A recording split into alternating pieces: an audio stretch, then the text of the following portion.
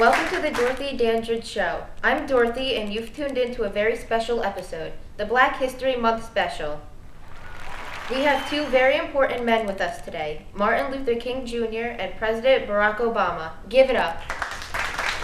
Thanks for having me. Anytime. So how are you today? Great. How about you, Dorothy? Great. So before the show, millions of viewers submitted their questions for you to answer. I've picked a few to ask you for the show. The first question is from Bobby in Arkansas. He asks, what was your childhood like? I was born January 15th, 1929 in Atlanta, Georgia. I was the middle child in our family, and my father was a local reverend. Early on, I faced a lot of racism and segregation, and I always was curious about civil rights from a young age. That's very interesting. Next question is also for you.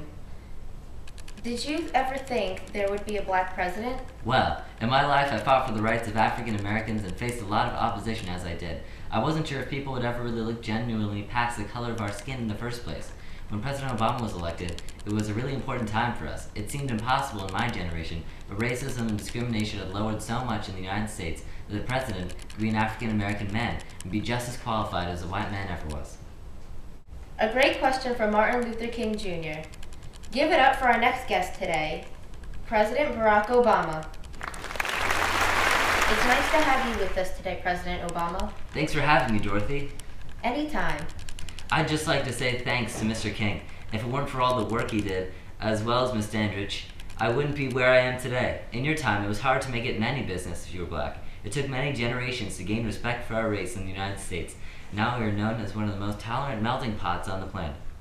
So true, President Obama. In my life, I faced a lot of adversity too.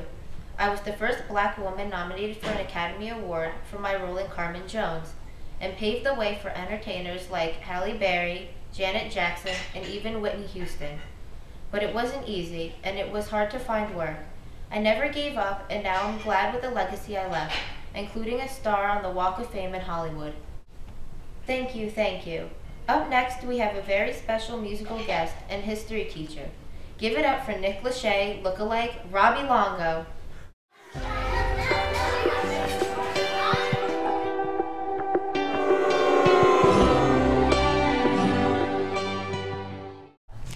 That's all the time we have for today. Thanks for tuning in to our Black History Month special. Goodbye.